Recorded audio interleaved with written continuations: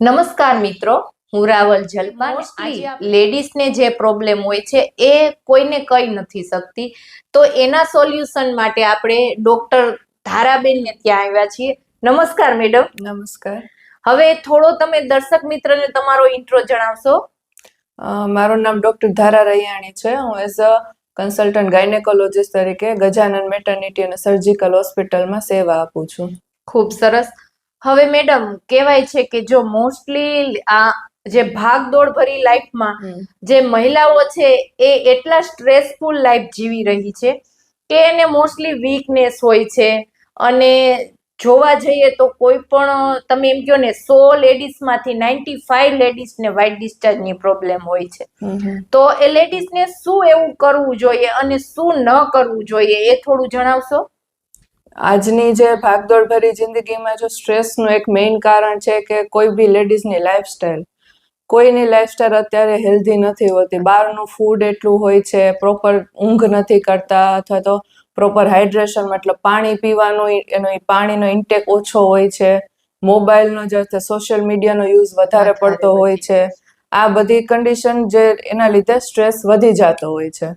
બરાબર. તો એ ઓછું કરવા માટે ને પહેલા તો યોગા છે, મેડિટેશન મતલબ ધ્યાન, એ તરફ જઈ શકે. તો વીકનેસ વધારે ફીલ થતી હોય તો અમુક એવા વિટામિન્સ પણ છે કે જે ધારો કે બોડીમાં વિટામિન ડી છે, કેલ્શિયમ છે, એ બધાની ખામી હોય તો પણ ક્યારેક લેડીઝને થાક લાગતો હોય છે વધારે.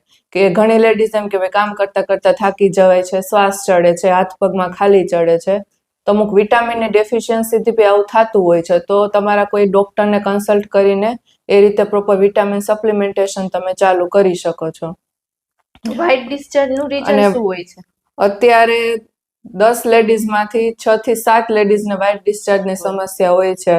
એમાં કોઈ એજનું એવું છે જ નહીં. 15 વર્ષથી છોકરીથી માંડીને 50 થી 60 વર્ષની લેડીઝ સુધીના બધાના તકલીફ છે વ્હાઇટ ડિસ્ચાર્જનો. બરાબર. વ્હાઇટ ડિસ્ચાર્જ એમાં 2 પ્રકારનો હોય છે. અમુક જે વ્હાઇટ ડિસ્ચાર્જ નોર્મલી હોય છે, અમુક એબનોર્મલ હોય છે. તો એની માત્રા જોવાની હોય કે 2.5 થી 5 ml સુધીનું જે વ્હાઇટ ડિસ્ચાર્જ હોય કે જે યલોઇશ વ્હાઇટિશ ઉપર હોય છે, એ નોર્મલ હોય છે. એટલું બધાને થતું જ હોય ને એટલું થવું જ જોઈએ. કે ભાઈ સફેદ પાણી શું છે તો કે નીચેના જે પ્રાઇવેટ પાર્ટને મોઇસ્ટ રાખે છે, એઝ અ લુબ્રિકેશન તરીકે કામ કરતું હોય છે કે બીજું કોઈ ઇન્ફેક્શન ન લાગવા દે. પણ જો એ વ્હાઇટ ડિસ્ચાર્જ વધારે પ્રમાણમાં હોય અથવા તેનો કલર ચેન્જ થતો હોય કે રેડિશ ઉપર આવે, એકદમ ગ્રીન કલર ઉપર આવતો હોય, દહીંના ફોદા જેવું આવતું હોય, અથવા પેશન્ટને પેડુમાં બહુ વધારે પડતો દુખાવો થતો હોય તો એ એબનોર્મલ કહેવાય. વ્હાઇટ ડિસ્ચાર્જના ઘણા બધા કારણો છે કે જે આપણે કહીએ કે નોર્મલી જે વ્હાઇટ ડિસ્ચાર્જ છે પ્રેગ્નન્સીમાં 9 મહિના પેશન્ટને વ્હાઇટ ડિસ્ચાર્જ રહેશે જ.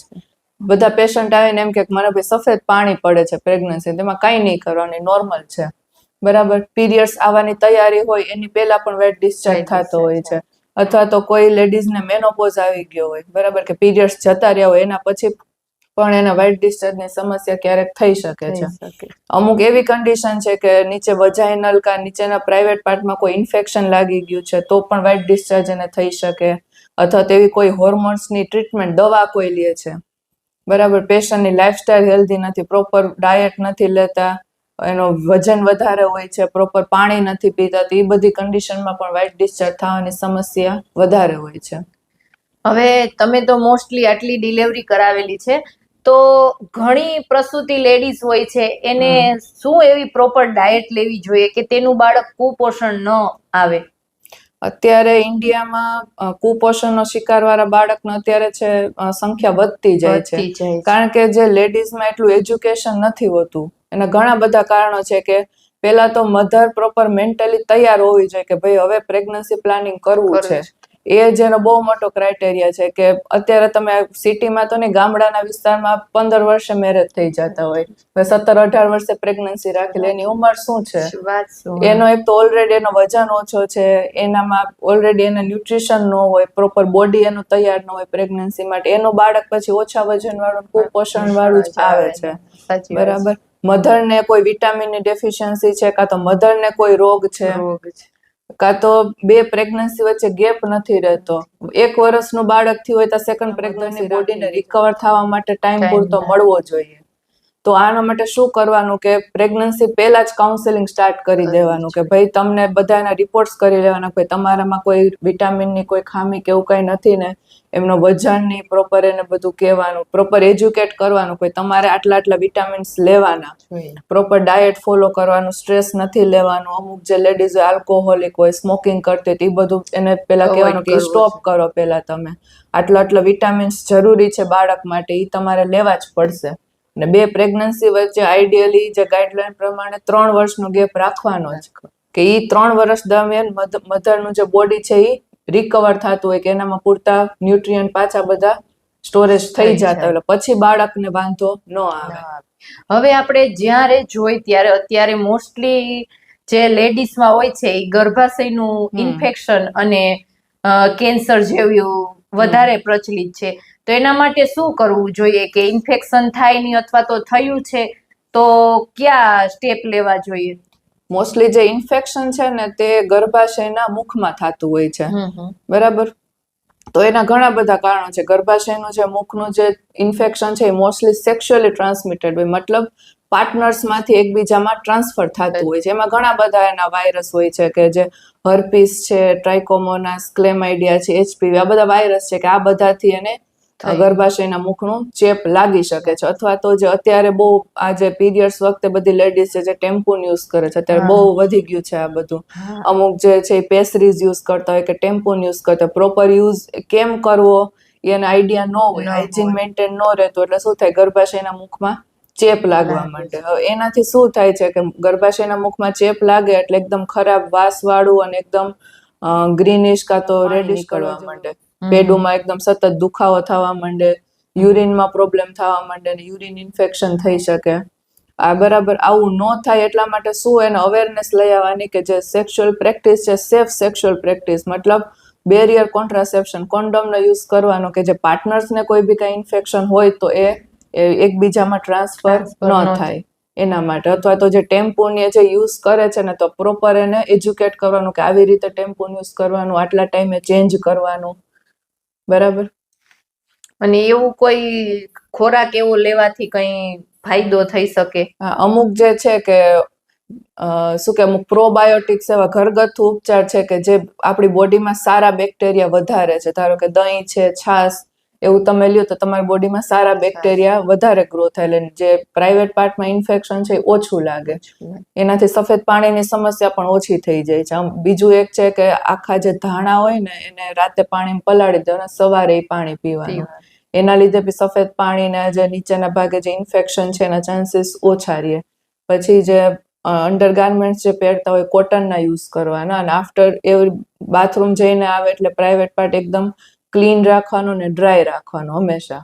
અને પેલું આવે છે એ યુઝ કરી શકે, જેમ કે વિવોસ હોય કોઈ અલગ? વિવોસ રેગ્યુલરલી તમે યુઝ કરી શકો છો. એમાં ઈ મેઇનલી પીએચ મેન્ટેન કરતું હોય. પ્રાઇવેટ પાર્ટનો જે પીએચ હોય મેન્ટેન રાખવો ખૂબ જરૂરી છે.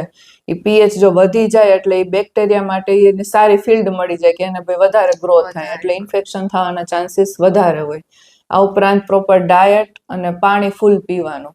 પાણી ઓછું પીશે તોય એને પ્રાઇવેટ પાર્ટમાં ઇન્ફેક્શન, ઇચિંગ, ડિસ્કમ્ફર્ટ એવી બધી સમસ્યા વધારે રહેતી હોય. અત્યારે છે ને લેડીઝ શું કે ઓપનલી કોઈ યાર વાત નથી કરી શકતી આ ટોપિક ઉપર. એકાદ મહિના તો એમને બધું સહન કરી જ લેતી, પછી જયારે વધી જાય ને ત્યારે ડોક્ટર પાસે આવે. શરૂઆતમાં એમ હોય કે કાંઈ નથી, બધું થઈ જશે. પણ આ ક્યારેક ગર્ભાશયના મુખમાં ઇન્ફેક્શન થાય ને એનાથી આગળ જતા ક્યારેક છે ને એને પ્રેગ્નન્સી રહેવામાં પ્રોબ્લેમ થતો, ઇન્ફર્ટિલિટી થઈ શકે એને, અથવા તો આખી બોડીમાં ક્યારેક એનું ઇન્ફેક્શન ફેલાઈ જતું હોય. એટલે આવું થાય તો તરત તમારા ડોક્ટરને એકવાર કન્સલ્ટ કરો.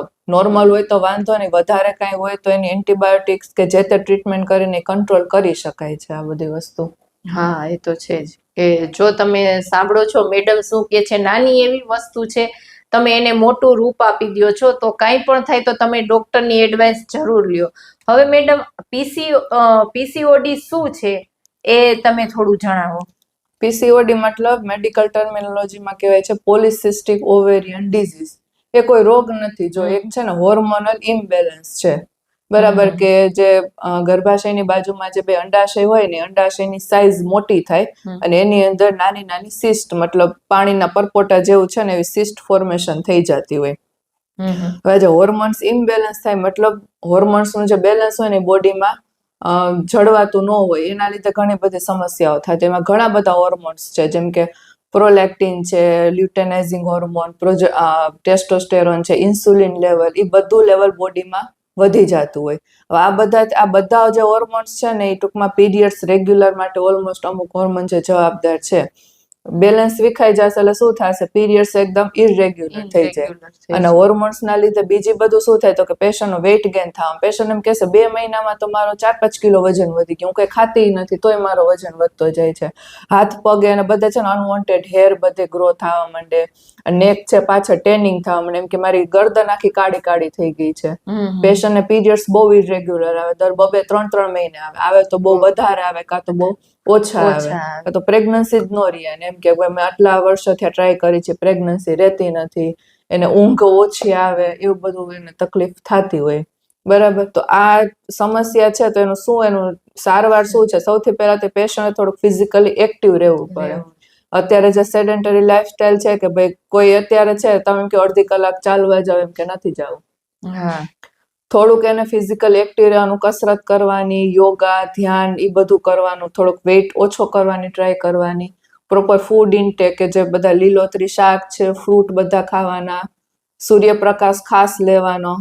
બરાબર, આટલું બધું કરવું પડે એના માટે. જો પછી ઈ નો થાય એનાથી તો પછી તમારે મેડિકલ ટ્રીટમેન્ટમાં જવું પડે કે તો એને ટેબ્લેટ આપવી પડે. ને વધારે પડતું સિવિયર હોય તો એને પછી ક્યારેક સર્જિકલ મેનેજમેન્ટમાં પણ જવું પડે કે જે અંડાશયમાં મોટા જે કહું છું કે પરપોટા જેવું થઈ જાય છે તો એ સર્જરી કરીને એ કાઢવા પડે સિસ્ટ, પણ એ બહુ રેર કન્ડિશન છે.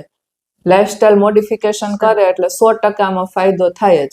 અને પીસીઓડી એવું છે કે તમારી બોડીમાંથી જાય નહીં ક્યારેય, એ રોગ નથી, એક જાતનું ઇમ્બેલેન્સ છે, તમારે ખાલી બેલેન્સ કરવાનું છે, બાકી લાઈફ લોંગ એ તમારી સાથે આવવાનું જ છે. એટલે એમાં બીવા જેવું કઈ નથી. અત્યારે 15 વર્ષથી માંડીને તમે 40-45 વર્ષ સુધી જો ને બધી લેડીઝ માંથી આ હોય જ છે. 10 માંથી 8 લેડીઝને આ તકલીફ છે. કારણ કે બહારનું ખાવાનું એટલું વધી ગયું છે, તીખું તળેલું જે મેંદા વાળું, પ્રિઝર્વેટિવ્સ વાળું ખાય, એ બધાથી આ હોર્મોન્સ ના બેલેન્સ છે ને બધા છે ને વિખાઈ જાય છે. એટલા માટે હવે ગર્ભાશયનું કેન્સર છે એમાં શું કારણ જવાબદાર હોય છે? કેન્સર જો 2 રીતે છે, ગર્ભાશયનું હોય જે અને એન્ડોમેટ્રિયલ કેન્સર કહેવાય, ને એક છે ગર્ભાશયના મુખનું કેન્સર છે. બરાબર, જે સર્વાઇકલ કેન્સર. અત્યારે જે વધારે પડતા કેસ વધે છે ને એ સર્વાઇકલ કેન્સરના છે, મતલબ ગર્ભાશયના જે મુખના કેન્સરના. તમે જે કહો છો ગર્ભાશયનું કેન્સર, તો ઈ મોસ્ટલી 55-60 વર્ષથી ઉપરની લેડીઝ હોય એમાં વધારે થાય છે, કે જે લેડીઝને ક્યારે કોઈ ડિલિવરી જ નથી થઈ. એ એક છે ફેક્ટ કે મેરેજ નો થયા હોય અથવા તો કોઈ ડિલિવરી નો થઈ હોય, ઈ એને અથવા તો જેને શું કહેવાય ઓબેસિટી મતલબ વજન વધારે છે, ડાયાબિટીસ છે, કોલેસ્ટ્રોલ છે જેને, બરાબર, ઈ બધી લેડીઝમાં, અથવા તો જેને પીરિયડ્સ બહુ વહેલા સ્ટાર્ટ થઈ ગયા હોય, ઘણાને 10-11 વર્ષે પીરિયડ્સ ચાલુ, એ બધું છે નોર્મલ, પણ ઈ બધી લેડીઝમાં આગળ જતા ગર્ભાશયનું કેન્સર થવાના ચાન્સીસ છે. અથવા તો જેને મેનોપોઝ લેટ આવતો હોય, ઘણાને કેવું 45 વર્ષે મેનોપોઝ આવતો, ઘણાને 55-60 વર્ષ હોય તો હજી ચાલુ જ હોય પીરિયડ્સ, તો ઈ બધી લેડીઝમાં બધું વધારે ચાન્સીસ છે. અને ગર્ભાશયનું મુખનું કેન્સર માટે શું જવાબ? ઈ સર્વાઇકલ કેન્સર કહેવાય, અને ઈ આનાથી તદ્દન ઓપોઝિટ છે કે જે લેડીઝને શું કે મેરેજ બહુ વહેલા થઈ ગયા હોય, 17-18 વર્ષે મેરેજ થઈ ગયા હોય, એટલે અર્લી અને સેક્સ્યુઅલી એક્ટિવ થઈ ગયા હોય, 4-5 કરતા વધારે બાળકો હોય, જેમ ડિલિવરી વધારે થાય ને એમ એને સર્વાઇકલ કેન્સરના ચાન્સીસ વધારે હોય છે. આમ અથવા તો હાઇજીન પ્રોપર મેન્ટેન ન હોય, મલ્ટિપલ એક કરતા વધારે ને સેક્સ્યુઅલ પાર્ટનર્સ હોય, તો એ બધામાં આજે ગર્ભાશયના મુખના કેન્સરના એમાં કેસ વધારે જોવા મળે છે. ખૂબ જ સરસ માહિતી આપી છે ધારા મેડમે. થેન્ક યુ, તમારો આભાર. વેલકમ. આ વિડીયાને શેર કરજો અને લાઈક કરજો અને સબસ્ક્રાઈબ કરવાનું ના ભૂલશો. Thanks for watching.